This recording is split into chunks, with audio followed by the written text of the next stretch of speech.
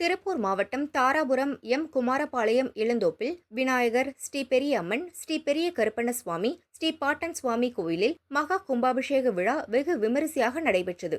யாகசாலைகளை தொடர்ந்து கோபுர கலசம் வைத்தல், அஷ்டபந்தன மருந்து சாற்றுதல் நிகழ்ச்சி நடைபெற்றது. காலை 9 மணிக்கு யாகசாலை பூஜைகள் முடிந்து கடம் புறப்பாடானது. ஸ்ரீ பெரிய அம்மன், விநாயகர் மற்றும் ஸ்ரீ பெரிய கருப்பண்ணசுவாமி கோபுர கலசங்களுக்கு புனித நீர் ஊற்றி கும்பாபிஷேகம் சிறப்பாக நடைபெற்றது. பக்தர்கள் மேல் புனித நீர் தெளிக்கப்பட்டு அன்னதானம் நடைபெற்றது.